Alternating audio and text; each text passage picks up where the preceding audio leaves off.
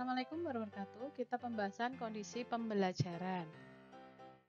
Kondisi belajar di sini suatu keadaan yang dapat mempengaruhi proses dan hasil belajar siswa. Ada dua hal kondisi belajar, yaitu kondisi internal dan kondisi eksternal. Di mana kondisi internal ini kemampuan yang telah ada pada diri individu, yaitu disebutkan siswa, sebelum ia mempelajari sesuatu yang baru. Sedangkan kondisi eksternal, situasi perangsang di luar diri si belajar, yaitu siswa. Di sini ada kondisi belajar berdasarkan jenis belajar. Yang pertama, keterampilan intelektual, di mana pengambilan kembali keterampilan yang sebelumnya, yaitu pembimbingan dengan kata-kata atau media lain, kemudian adanya pendemonstrasian penerapan oleh siswa dengan diberikan feedback-nya. Selanjutnya adanya pemberian review. Yang kedua, informasi verbal, yaitu di sini kondisi belajar yang dibutuhkan adalah pengambilan kembali konteks dari informasi yang bermakna, kinerja dari pengetahuan baru yang direkonstruksi, kemudian adanya feedback.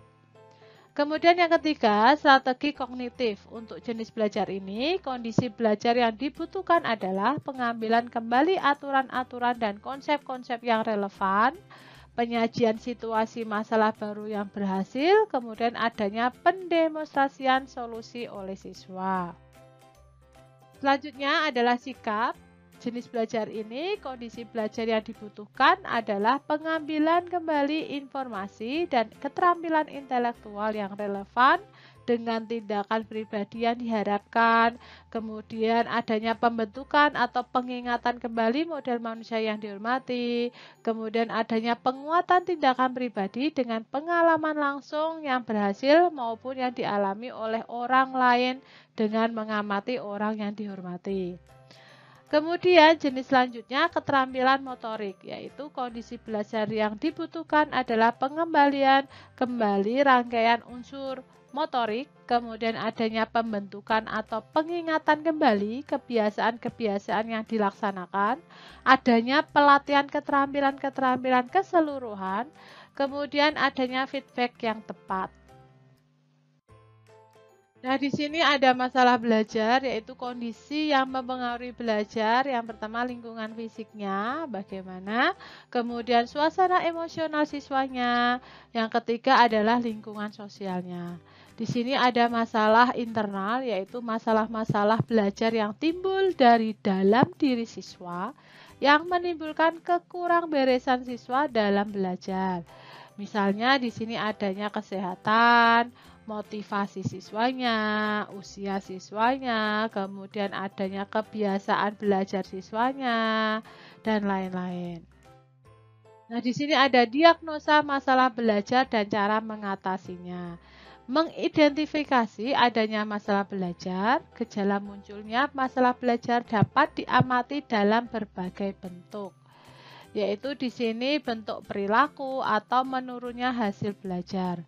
Dalam bentuk perilaku bisa kita contohkan, yaitu suka mengganggu teman atau merusak alat pembelajaran, sukar memusatkan perhatian.